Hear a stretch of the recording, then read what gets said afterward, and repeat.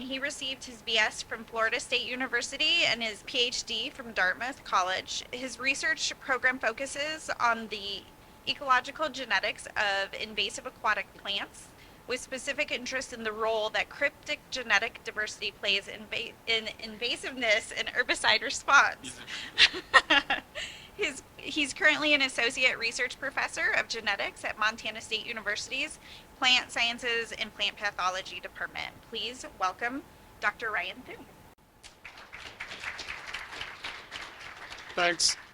So thanks for being here. I appreciate the invitation, and it's always nice to go somewhere fairly close to where I'm from. I'm a bobcat, so I had to camouflage myself in grizz colors today to just to be safe. So I think the title for the talk that was on the program is Utilizing Genetic Assays to Mitigate Herbicide Resistance. And just to take a bit of a broader step back from that, everything that we do in the lab is applying genetic tools in one way, shape, or form to at least be relevant to aquatic plant management, if not inform it. So I thought I'd just start off by just giving a handful of example projects. That way, what I'm going to talk about today is fairly detailed on one particular study system, and it might bore you. So I'll try to give you a little rundown of some of the other projects that we've got going on in case any of those interest you, and you're welcome to contact me and talk more about them. So one of the things that we do really simply, some species are just difficult to distinguish from one another, especially at certain life stages. So we have a number of projects distinguishing native from introduced species and their hybrids, and so that's really important for making management decisions. We've got a number of projects on eelgrass, milfoil, and floating hearts.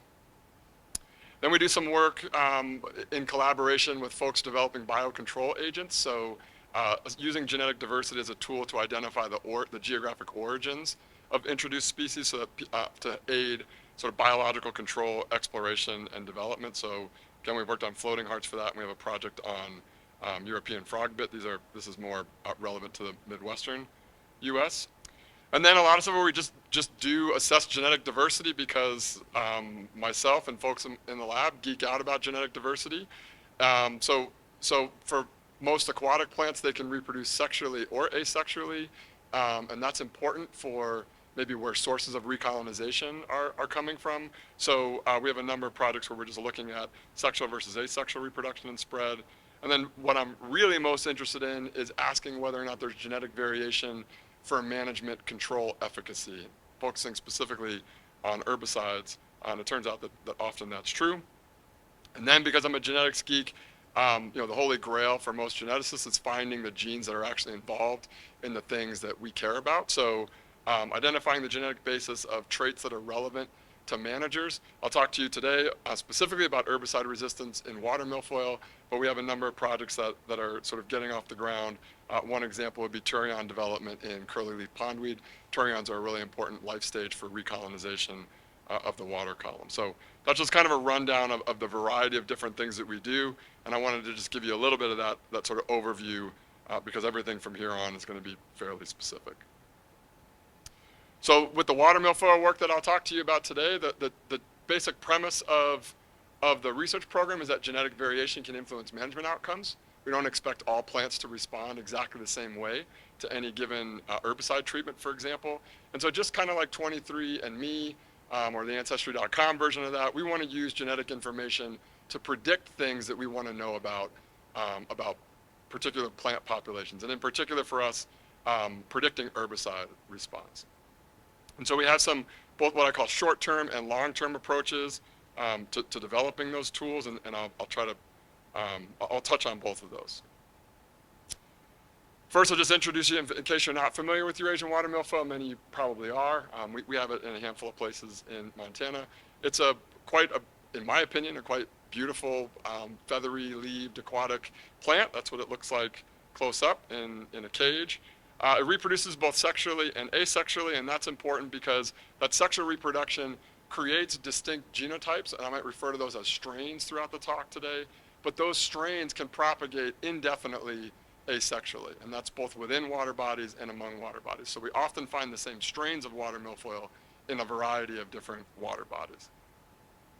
It also hybridizes with its native sister species, northern water milfoil, Myriophyllum sibiricum, And that hybridization also infuses a lot of genetic diversity into what we call Eurasian water milfoil. So this is just a quick little graph there. I don't have a pointer with me, I guess. I probably should have brought one. The top there is just showing genetic diversity for northern water milfoil. There's two different, maybe I can use this. Can you see that? No. But you will. No, you won't. Damn it. All right. Is it there? Wow, look at that. Now I can't see, but okay, so here we go. So northern water milfoil, a variety of different genotypes. We have two different introductions of Eurasian water milfoil into North America, and then both of those lineages have hybridized with northern water milfoil. So that would be this cluster and this cluster here. We refer to all of these things down here as Eurasian water milfoil. I'm trying to get the feel of this pointer. And you can see there's just a lot of genetic diversity, but each one of these dots is a distinct genotype or strain, and each one of those can asexually propagate indefinitely.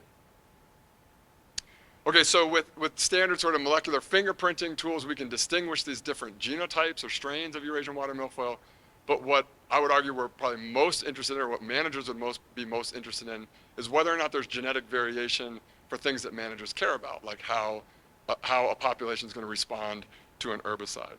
So these two graphs here, I'll try to get that pointer back up there. Maybe you can see it now again. It was there, now it's gone. Oh, damn it. Actually, hold on one second. Sorry. No, it's fine. I got a pointer for that. But I'm tripping.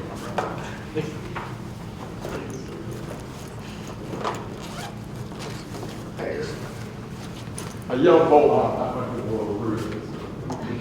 Wait a second.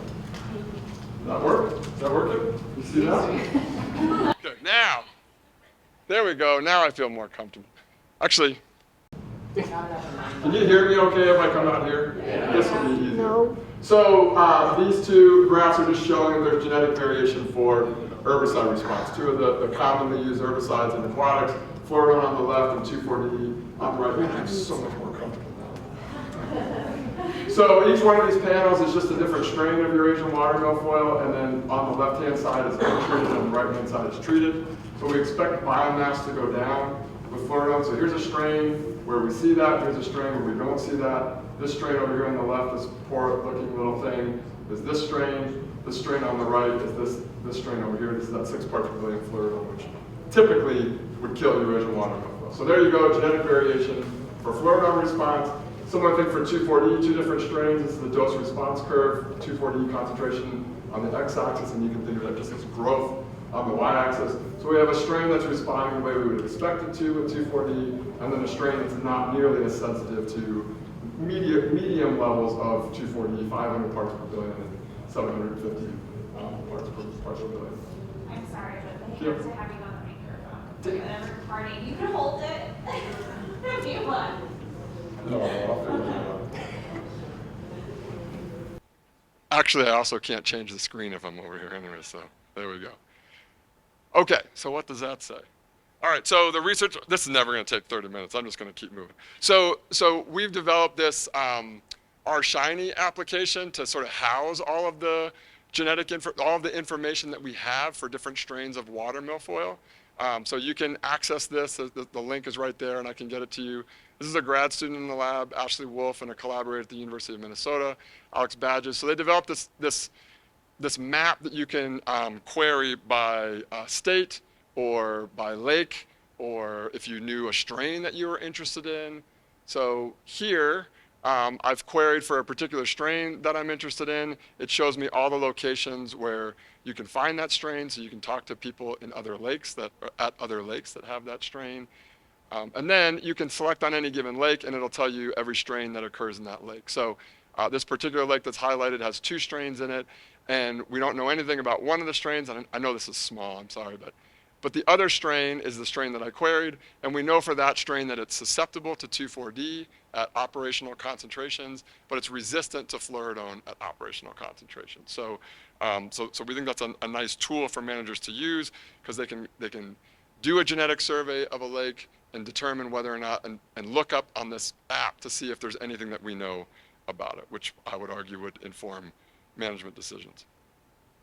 One of the bottlenecks for doing that in the short term is just producing this kind of catalog of all of these water milfoil strains, so that means we have to get laboratory information on how each strain responds to a variety of different herbicides. And so really quickly, I'll tell you what we've been doing for that. The problem historically has been it just takes a lot of space and a lot of time. So this is half of my greenhouse, and this is like all the space that I have to do herbicide characterizations. These are 12 approximately 50-gallon stock tanks, and that's a very limited number of tanks to do combinations of concentration and exposure time relations. So we've moved down to these 5-gallon bucket scale, which has been working pretty well, and we can fit a lot more 5-gallon buckets in that space than we can those 50-gallon tanks, and so we're able to characterize strains a little bit more rapidly. We've also been using, this works for some herbicides really well and not so much for other herbicides, but as Andrew had mentioned, a lot of these systemic herbicides take a long time to really work. So fluridone takes several weeks to really do its job. It does a really good job, but it takes a while to do it. And so we've been working with some methodology to look at photosynthetic capacity. So there's a little meter that's actually using this meter in the dark here called a PAM meter, pulsed amplitude modulation. It's a fluorometer. And that can tell us something about how the plant is photosynthesizing. And so you'd expect that before the herbicide has done its job of killing the plant, that it might have big impacts on photosynthesis first. And for a molecule like fluridone, it should do that. So we've been able to cut these assays roughly in half. So here, each panel is a different strain of Eurasian water milfoil. On the x-axis is the concentration of fluridone. So these are just kind of dose response curves to fluridone. The solid lines in each panel is the dose response curve looking at biomass after 8 weeks of exposure to fluridone.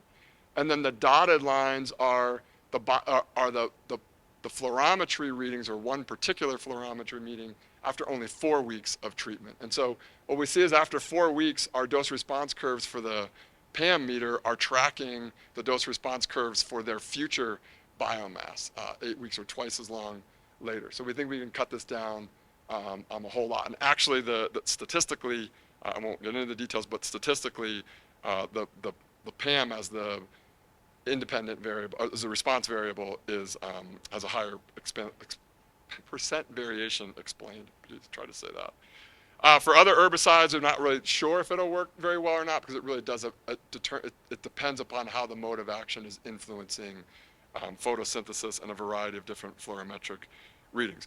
But the upshot of all this is that we think we can do more characterization in shorter periods of time to enhance that catalog of water milfoil strains that we have. But in the long term, doing all of that is really slow. So in the long term, what we really want to do is develop genetic tests for herbicide resistance. This is pretty common in agriculture and not very common in aquatics. So there's a couple of instances of doing it in aquatics. But that involves sort of genetically mapping how resistance occurs at the genetic level, and there's a couple of different ways to do that. I'll get into a bit of details for that. And the second thing is, once you find those things, then developing molecular markers that can be used as an assay. I mean, this would be something very similar to your COVID PCR tests, for example. I'll skip over that real quick in the interest of time. So how do we find genes for herbicide resistance?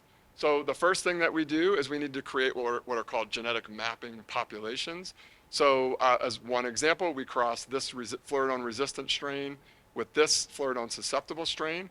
What that does is creates a population of very closely related individuals, think of them as brothers and sisters, but that vary for the trait that you're interested in. So some of you may have blue eyes and may have a sibling with brown eyes, right? So you would segregate for eye color is what we would call that, even though you would be on average 50% related to one another. So this is just this is a picture of progeny from this mapping population. So on the left-hand side, we have the susceptible parent. That's this one over here. On the right-hand side, we have the resistant parent. That's over here. And then we have some progeny that are very susceptible, like the susceptible parent, and progeny or offspring that are very resistant, like the resistant parent. This is just sort of the statistical distribution of that down here. Here's our untreated resistant parent. If I can get the pointer over there. Untreated resistant parent, treated resistant parent, so the fluridone doesn't really do much to it at all. This is our susceptible parent, gets killed pretty easily by the herbicide, and then this is the distribution of offspring. So we see some that are kind of dudders, like the susceptible parent, and then others that are growing as well or nearly as well as the resistant parent. So then what we can do, I keep pushing this button like it's going to do something, and it's not. So then what we can do is we can create these populations of resistant offspring and compare them to susceptible offspring statistically. So we can sample roughly the top 20 to 25 most resistant plants and our bottom 20 to 25 dudder plants, and then we can do whole genome sequencing of all of those plants and go through the genome like one spot by one spot and compare statistically whether or not those two groups are different from each other or similar to one another. They should only be different from each other at spots that are associated with herbicide resistance, because otherwise they're brothers and sisters and they're very similar to each other across their genomes.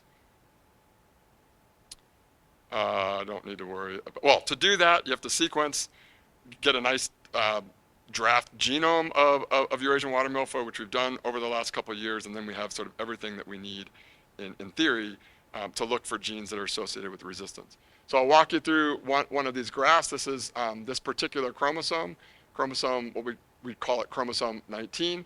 What you're looking at in this graph is on the x-axis is just the start to the end of the chromosome. So the first nucleotide all the way to the last nucleotide of this chromosome. This chromosome is about 28 million base pairs long, so it's a really large thing.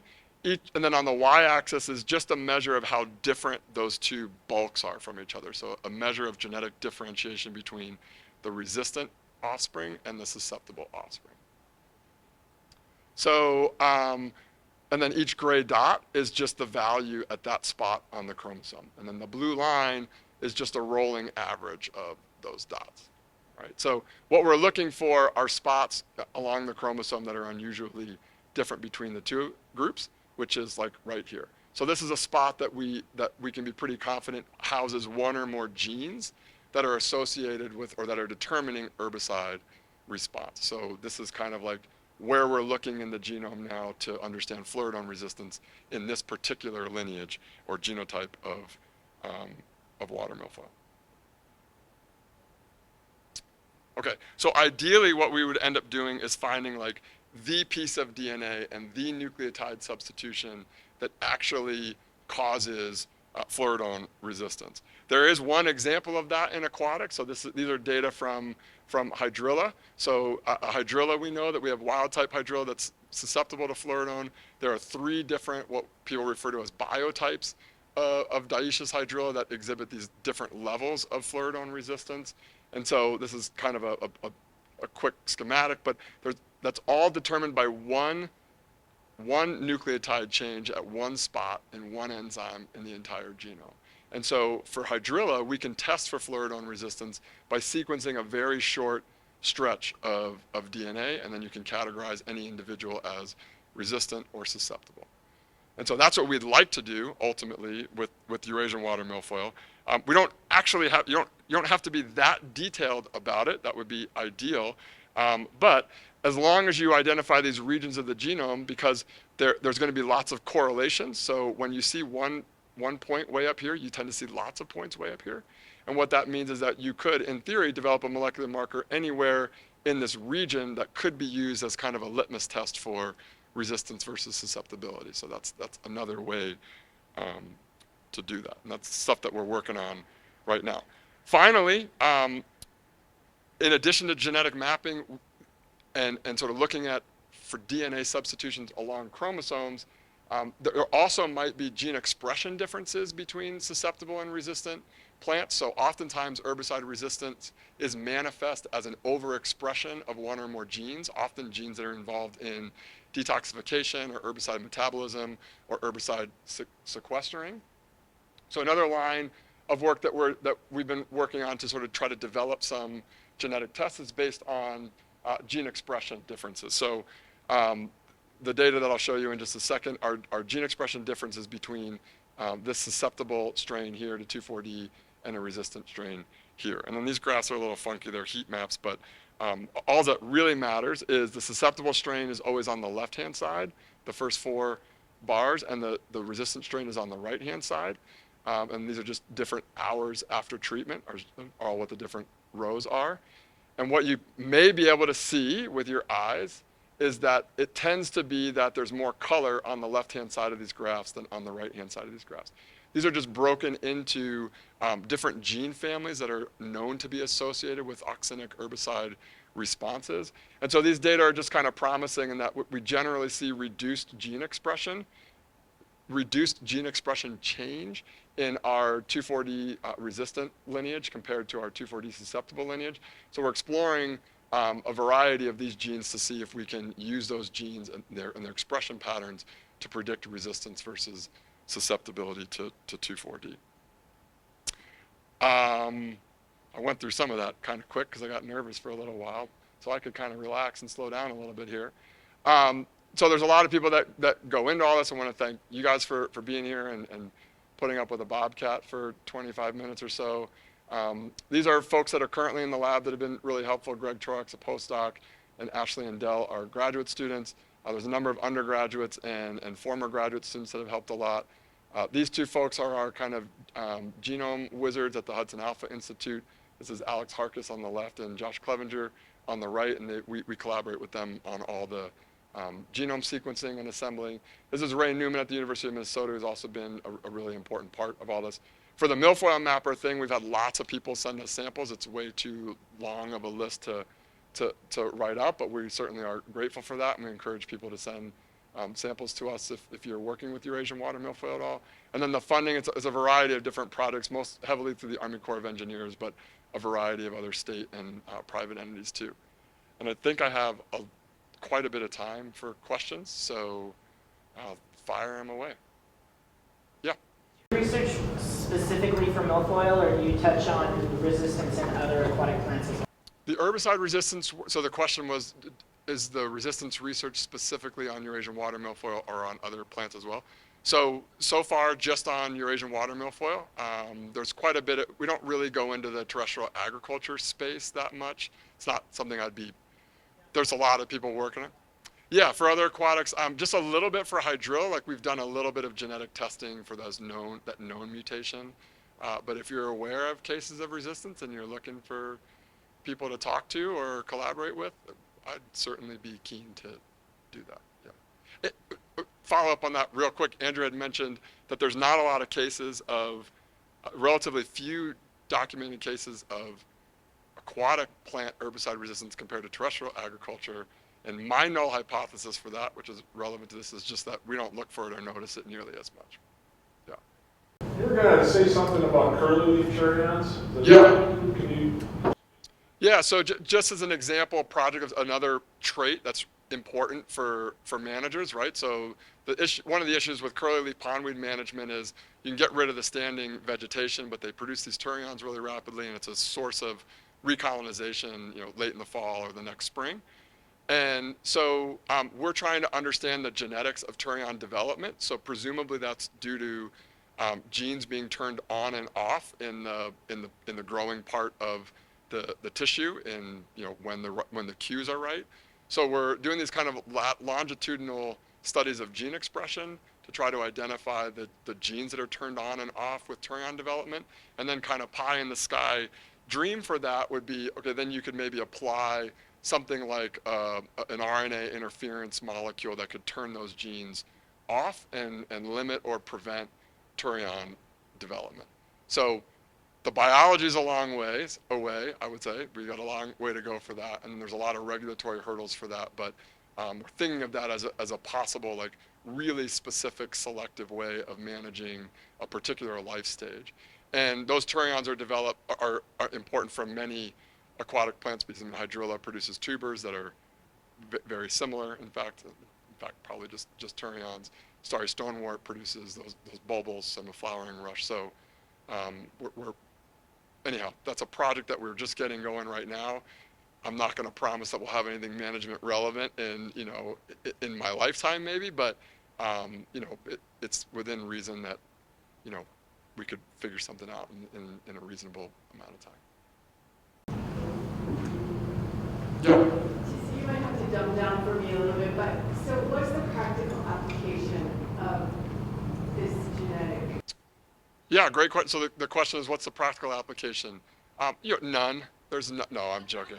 No, so the you know so for the herbicide resistance tests, right? So right now the way we find herbicide resistance, when we find it and when we acknowledge that it's there, knowingly or unknowingly, that's from applying herbicide and not getting the response that we anticipate getting. So if because water milfoil can reproduce asexually, so you can find the same strains in different water bodies, the only way to know, once we document a particular strain as being resistant, then we have to find it other places. And then when we find it other places, we can say, okay, we already know that one's resistant, so you maybe shouldn't use that herbicide. So that's one application of like cataloging these strains.